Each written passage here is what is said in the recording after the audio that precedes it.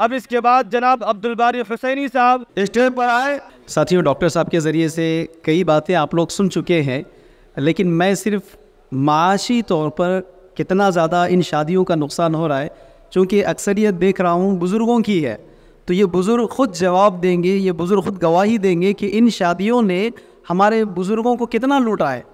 آپ دیکھتے بھی ہے کہ آج ہمارے سماج میں کوئی بوڑھا شخص ہے، کوئی بزرگ ہے، ذرا ان کی زندگی دیکھ لیجئے، ان کی زندگی کیسے گزر رہی ہے. 40-50 سال محنت کا پیسہ کماتے ہیں. 40-50 سال اگر اپنے وطن اپنے ملک میں نہیں ہوا تو دوسرے ملک دوسرے وطن جاتے ہیں، اپنی بیوی بچوں کو، چھوٹے چھوٹے بچوں کو چھوڑ کر جا کر 30-40 سال کماتے ہیں. آپ دیکھتے بھی ہیں. لیکن وہ جب بزرگ ہوتے ہیں، جب بڑھاپے میں آتے ہیں، تو ذرا ان کی زندگی کا حال دیکھو. آپ کو نہیں پتہ لگتا کہ بیٹے سے بھیک مانگنا پڑتا ہے راشن کے لیے؟ دیکھ رہے کہ نہیں دیکھ رہے؟ گورنمنٹ کے ذریعے سے جو سینئر سٹیزن کا پنشن ملتا ہے نا، اس پنشن کے اوپر اپنا گزارا کرنا پڑتا ہے، یا جا کر بھیک مانگتے بیٹھنا پڑتا ہے، یا اگر کوئی راشن وغیرہ تقسیم کر رہا ہے تو ان کی لائن میں کھڑے کر راشن لانا پڑ رہا ہے. دیکھ رہے بزرگوں کو آپ؟ لیکن کیا کبھی آپ نے سوچا کہ یہ بزرگوں کی زندگی ایسے کیوں ہوئی؟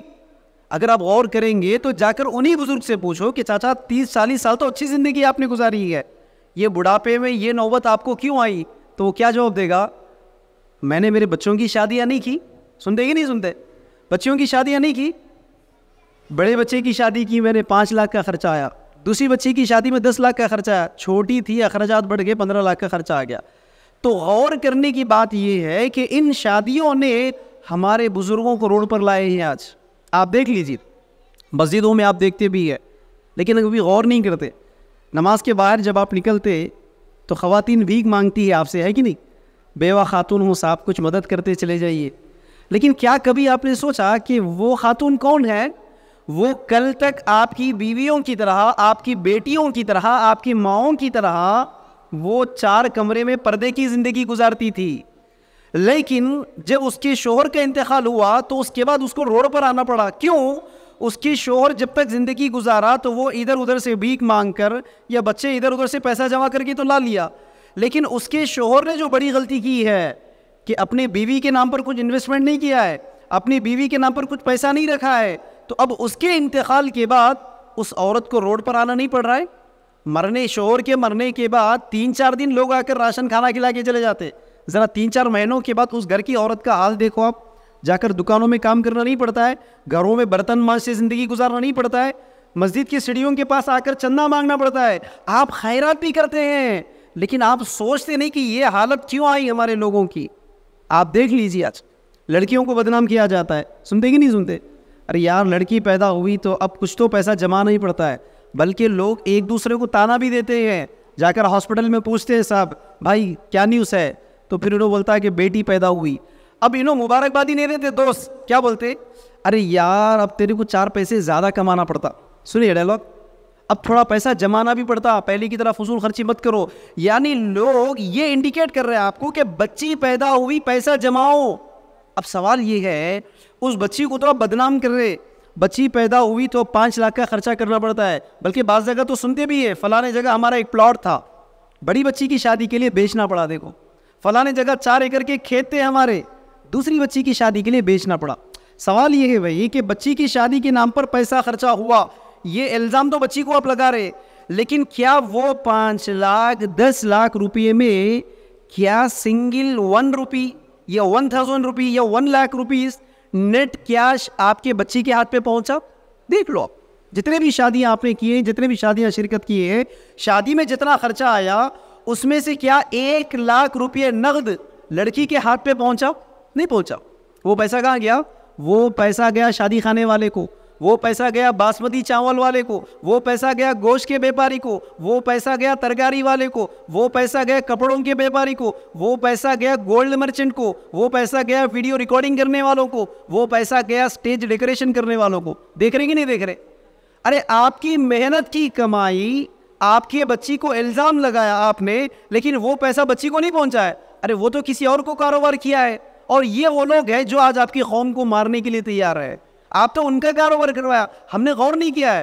اوپر سے ہم نے لڑکیوں کو وراثت سے دور کر دیا ہے. نہیں دیکھ رہے آج کتنے گھروں میں جھگڑے؟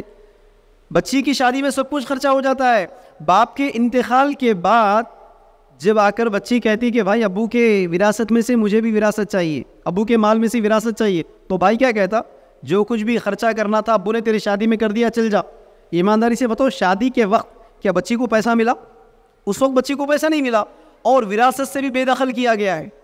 لیکن یہاں اور کرو، اگر وہ کچھ دیر کے لیے چلو میں اسلام پر عمل کر لیتا ہوں، یہ سوچ کر اگر بہن کو وراثت میں حصہ دے دیتا تو پھر بیچارے بھائی کا لاس ہوتا، شادی میں بھی خرچہ ہوا اور وراثت میں بھی چلا گیا۔ آپ دیکھو کتنے گناہ ہو رہے صرف شادیوں میں خرچہ کرنے کی وجہ سے، اور ہم غور کرنا نہیں چاہتے یہ لوگ کیا کہیں گے، یہ سماج والے کیا کہیں گے، یہ خاندان والے کیا کہیں گے۔ ان لوگوں کے ڈر، ان لوگوں کی خوف کی وجہ سے آج جانتے ہوئے بھی، علم رکھتے ہوئے بھی آپ سنت پر شادی نہیں کر پاتے۔ بس آپ کو سوچنا اتنا ہے، سوچنا اتنا ہے، یہ جن لوگوں کو آپ لوگ کیا کہیں گے ڈر کی وجہ سے اپنی شادیوں کو سنتوں سے چھوڑ کر شادیاں کر رہے آپ، کیا یہ کل خبر میں آپ کے کچھ کام آئیں گے؟ ارے بھائی کرونا میں ثابت ہو گیا نا، سگے باپ کا انتقال ہوا تو بیٹا قریب نہیں گیا، بیٹے کا انتقال ہوا تو باپ قریب نہیں گیا، خود رشتہ دار کے پاس نہیں آیا۔ تو ایسے رشتہ داروں کی تعلق سے ڈر کر آپ اللہ کے رسول کی سنت کو چھوڑتے ہیں، یہ آپ کو سوچنے والی بات ہے۔ اسی لیے ساتھیوں، آج فیصلہ کر کے اٹھو۔ فیصلہ یہ ڈرامہ نہیں کرنے کا کہ ہم تو نہیں لیں گے، بچی والے دیں گے تو سوچیں گے۔ فیصلہ یہ کر کے اٹھو کہ جب کبھی بھی جہاں کہیں بھی رشتے کی بات چیت ہوتی نا، بچی کو دیکھنے کے لیے جاتے تو پہلے بچی کو دیکھنے کا نہیں، پہلے آپ شرط بتا دیجئے، اگر بغیر کسی کھانے کے، بغیر کسی جہیز، بغیر کسی پلنگ کے شادی کر سکتے تو ہم آپ کی بچی کو دیکھیں گے، پہلے شرط بتا دو۔ ورنہ یہ بات سوچنے والی بات ہے ساتھیوں۔ ایک لڑکی پوری زندگی بھر کے لیے آپ کے گھر پہ آتی، آ کر آپ کی خدمت کرتی، وہ آپ کے ہونے والے بچوں کی تربیت کرنا ہے، آپ کے ماں باپ کا بھی خیال رکھنا ہے۔ کیا ویکلی اس کو کوئی ہالیڈے ہے؟ ویکلی چھٹی ہے اس عورت کو؟ نہیں۔ ماہانہ کچھ پیمنٹ دیتے ہو کیا آپ؟ ماہانہ پیمنٹ بھی نہیں ہے، اس کو ریٹائرمنٹ بھی نہیں ہے۔ تو آپ سوچو کہ ایک لڑکی اپنے ماں باپ کو، اپنی گھر کی یادوں کو چھوڑ کر وہ آپ کے پاس آ رہی ہے، آپ کی خدمت، آپ کے بچوں کی خدمت کرنا ہے، آپ کے والدین کی خدمت کرنا ہے، ہفتے میں ایک چھٹی بھی نہیں لیتی بیچاری، ماہانہ کچھ تنخواہ بھی نہیں لیتی، کوئی ریٹائرمنٹ بھی نہیں ہے۔ ایسی لڑکی کو تو ریٹرن گفٹ دینا چاہیے تھا تم، آپ اس کو ریٹرن گفٹ دیتے، اس کے ماں باپ کو ریٹرن گفٹ دیتے، انکل آپ کے 25 سال کی پونجی آپ نے میرے ہاتھ لگا دیا ہے، یہ لو گفٹ میری طرف سے۔ لیکن ہم کیا کرتے ہیں، جیسا ابھی ڈاکٹر صاحب بتائے کہ چالان جیسا پولیس والا کاٹتا ہے نا، پولیس والا ہیلمٹ نہیں پہنے تو چالان کاٹنا ہے، لائسنس نہیں ہے تو چالان کاٹنا ہے، تو حقیقت میں ہم ایک لڑکی کے باپ کو لڑکی پیدا کرنے کا جرمانہ ادا کروانا چاہتے ہیں۔ لڑکی پیدا کیا ہے نا، چل 5 لاکھ روپے دے، لڑکی پیدا ہوئی نا، چلو پلنگ فرنیچر دے۔ یہ کتنی بے غیرتی کی بات ہے، لڑکے سے زیادہ تو لڑکے کے باپ کے لیے شرمندگی کی بات ہے یہ۔ کیوں؟ ارے بھائی 25 سال آپ کے بچے کو آپ کے پلنگ پر سلاتے ہو، 25 سال آپ کی کمائی سے کمایا ہوا فرنیچر وہ استعمال کرتا ہے، 25 سال آپ کے گھر کا پنکھا استعمال کرتا ہے، تو کیا اس میں بچی کے لیے جگہ نہیں تھا؟ کیا وہ استعمال کرنے کے لیے بہو کے لیے تھوڑا سا جگہ نہیں تھا؟ یہ تو خود ماں باپ کے لیے سب سے بڑی شرمندگی کی بات ہے کہ 25 سال آپ کا کھاتا ہے، آپ کا پہنتا ہے، آپ کا استعمال کرتا ہے، لیکن جب شادی ہوتی ہے تو پھر بچی والے پلنگ لائے، جب شادی ہوتی ہے تو بچی والے فرنیچر لائے، جب شادی ہوتی ہے تو بچی والے زیور کپڑا لائے۔ تو یہ تو بچے سے زیادہ بچے کے والدین کے لیے بے غیرتی ہے۔ اس لیے ساتھیوں، آج فیصلہ کر کے اٹھو یہاں سے کہ جب کبھی بھی شادی کریں گے تو رشتہ دیکھنے سے پہلے ہی مشاتے کو یا لڑکی والوں کو یہ پیغام دے دیں گے کہ شادی کریں گے تو بغیر کسی پلنگ، بغیر کسی فرنیچر کی شادی کریں گے۔ اگر آپ اس کنڈیشن کو ایکسیپٹ کرتے، قبول کرتے تو ہم آپ کی بچی کو دیکھیں گے، ورنہ آپ کو بھی 1000 رشتے ملتے، ہم کو بھی 1000 رشتے ملتے۔ دوسرا فیصلہ یہ کر کے اٹھو کہ جب کبھی بھی آپ کے گھر کوئی ایسا ویڈنگ انویٹیشن آئے، کوئی ایسا دعوت نامہ آئے، کوئی ایسا رخا آئے، دعوت نامہ لانے والا سگا بھائی کیوں نہ ہو، سگا رشتہ دار کیوں نہ ہو، بزنس کا پارٹنر کیوں نہ ہو، گھر پہ آنے والی کی اچھی عزت کیجیے، اچھا کھلائیے، اچھا پلائیے، لیکن جب وہ دعوت نامہ دینے لگے تو پھر اس سے معذرت کر لیجیے، بھائی میں معافی چاہ رہا ہوں، پتہ نہیں تھا، علم نہیں تھا، کل تک میں نے کئی دعوتیں اٹینڈ کیے، کئی دعوتوں میں کھائے پیے ہیں، لیکن آج پتہ چلنے کے بعد، علم آنے کے بعد بھی اگر میں اس پر عمل نہیں کروں گا تو مجھ سے بڑا فاجر، مجھ سے بڑا فاسق کوئی اور نہیں ہوگا، میں معافی چاہ رہا ہوں، میں آپ کی اس دعوت میں نہیں آ سکتا۔ یہ جملہ آپ کو کہنا ہے ساتھیوں۔ اللہ رب العالمین سے دعا ہے جو کچھ کہا اور سنا گیا ہے ان تمام پر عمل کی توفیق عطا فرمائے۔ اس موضوع پر اور مزید ویڈیوز، علماء حق کے بیانات کتابیں، آرٹیکلس، شارٹ موویز، ڈاکیومنٹریز صرف اس ٹاپک پر. تو 3 نام بتاتا ہوں زبانی جو یاد رکھ سکتے رکھیے. سوشیو ریفارمز سوسائٹی، یوٹیوب پہ یہ ماریے، یہ یاد نہیں رہے گا. علیم خان فلکی آپ ٹائپ کیجئے، آپ کو کم از کم 200-250 ویڈیوز مل جائیں گے. یہ بھی یاد نہیں رہا تو بہت آسان ہے اسے بھی. عبدالباری حسینی آپ ٹائپ کیجئے. اس ٹاپک پر آپ کو بہت مواد ملے گا. وہاں سے واٹس اپ نمبر لیجئے، ہم کو واٹس اپ کیجئے، ہم آپ کا نام سیو کر لیں گے.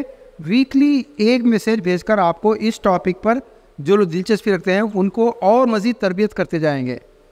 علیم خان فلکی، عبدالباری حسینی یا socio reform society. Thank you. دیکھیے یہ جو ایک معاشرتی اور سماجی برائی اور خرابی آپ کے درمیان آئی ہے، ہر آدمی کو اس بات کا احساس ہے اور یہ انسان کی فطری ضروریات میں سے ہے.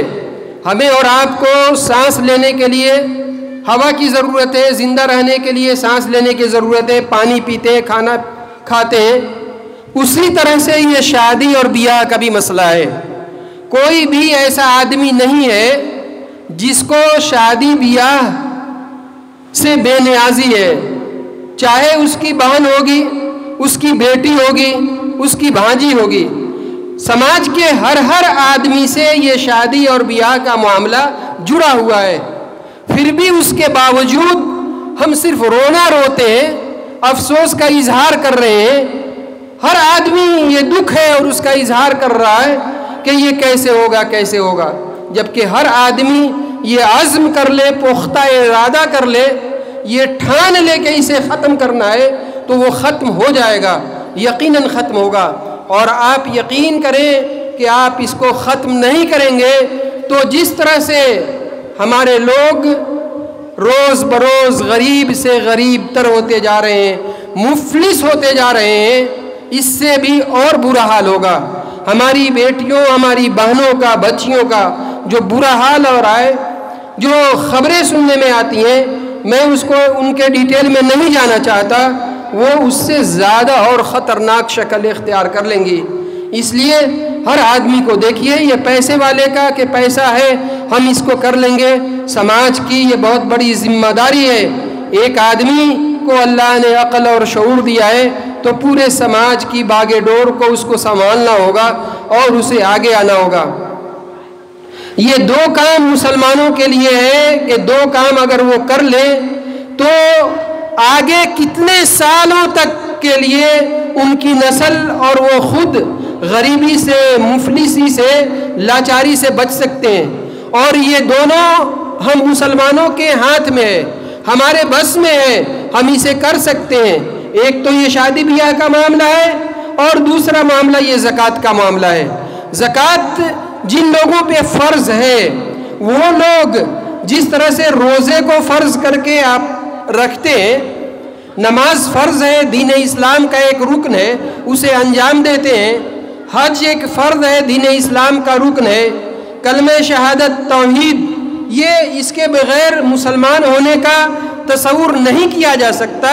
جس طرح سے اسے اپنی زندگی میں لاگو کر کے رکھا ہے، نافذ کر کے رکھا ہے، اسی طرح سے اگر زکوٰۃ جو صاحب نصاب ہیں، ذی حیثیت ہیں، جن کے اوپر زکوٰۃ فرض ہے، وہ اس کو ایک احسان نہیں سمجھ کر کے کہ ہم ایک بھیک دے رہے ہیں مسلم سماج کو، معاشرے کو اپنی مرضی سے، ایسا نہیں، بلکہ جس طرح سے نماز پڑھتے ہیں رسول رحمت للعالمین صلی اللہ علیہ وسلم کی تعلیمات کے مطابق، اسی طرح سے اگر زکوٰۃ بھی ادا کرنے لگے تو سماج کی غریبی چند برسوں میں ختم ہو جائے گی.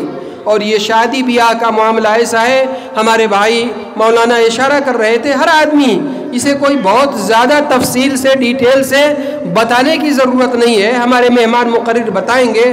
یہ شادی بیاہ نے ہم نے دیکھا ہے، رہنے کی جو اس کے پاس چند دھور زمین ہے، وہ زمین گروی رکھ کر کے، زرپیشگی رکھ کر کے، کھیتی کی جو زمین ہے اسے زرپیشگی رکھ کر کے، اس کو بے کر کے، اس کو بیچ کر کے اپنی بیٹی کی شادی کر رہا ہے. وہ آدمی کل ہو کر کے وہ روڈ پہ آئے گا، بھیک مانگے گا، وہ سماج پہ بوجھ بنے گا.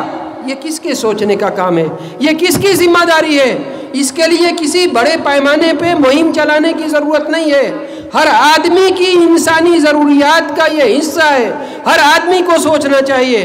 جن کے پاس مال اور دولت ہے، جو خرچ کر سکتے ہیں، ان کو بھی اس چیز سے بچنا ہے کہ یہ رسول رحمت صلی اللہ علیہ وسلم کی تعلیمات آپ صلی اللہ علیہ وسلم کی سنت کے خلاف ہے. سنت بہت بڑا چیپٹر ہے، بہت بڑا باب ہے. رسول پاک صلی اللہ علیہ وسلم کی سنتوں میں سے کسی ایک سنت کو بھی اپنی زندگی میں صحیح معنوں میں جاری و ساری کر لیا تو نجات کے لیے یہی کافی ہے. رسول پاک صلی اللہ علیہ وسلم نے شادی کے موقع سے شادی کے لیے کیا فرمایا ہے؟ آپ صلی اللہ علیہ وسلم نے یہی تو فرمایا ہے. چند جملے میں آپ صلی اللہ علیہ وسلم جوامع الکلم تھے، تھوڑی بات بولتے تھے، اس کے معنی کو اگر پھیلائیں تو ایک کتاب بن جائے، گھنٹوں کی تقریر اس میں ہو جائے. آپ صلی اللہ علیہ وسلم نے فرمایا اعظم النکاح برکہ ایسرہ مؤونہ، سب سے بڑھ کر برکت والی شادی، سب سے زیادہ برکت والی شادی، جہاں جس کی زندگی میں جس کام میں برکت مل جائے اس سے زیادہ اور کیا چاہیے؟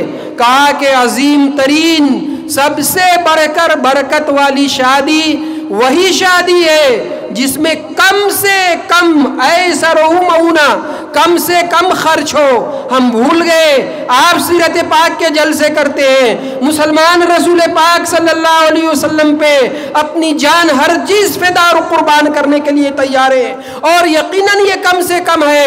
ہم نے حق نہیں ادا کیا نبی پاک صلی اللہ علیہ وسلم کا، لیکن آپ صلی اللہ علیہ وسلم کی سنتوں کو آپ بھول گئے.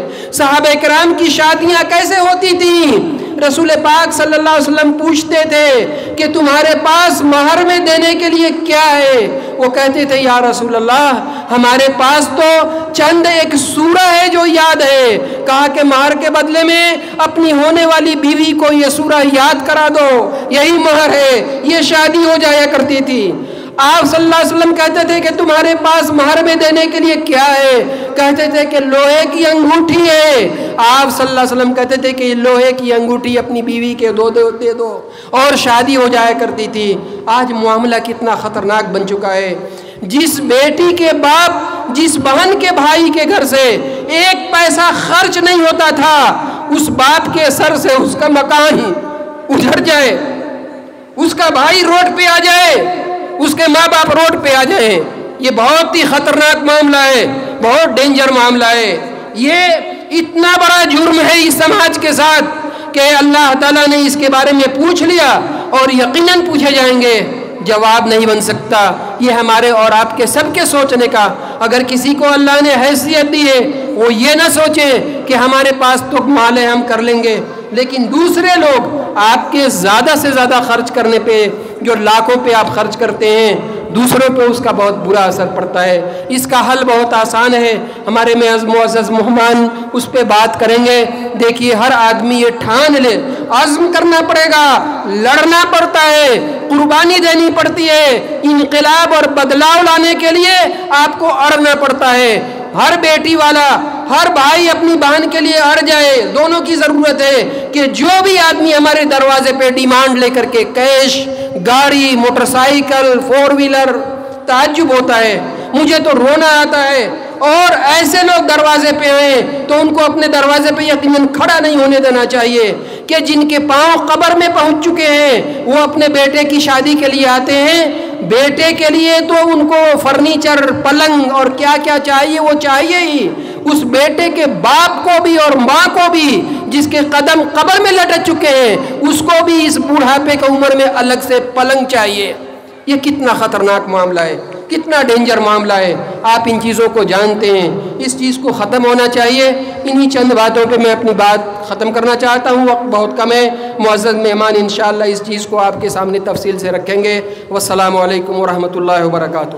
ماشاءاللہ مولانا بہت قیمتی باتیں آپ کے سامنے رکھے اور آپ لوگ کا ہے بہت غور سے سن رہے تھے.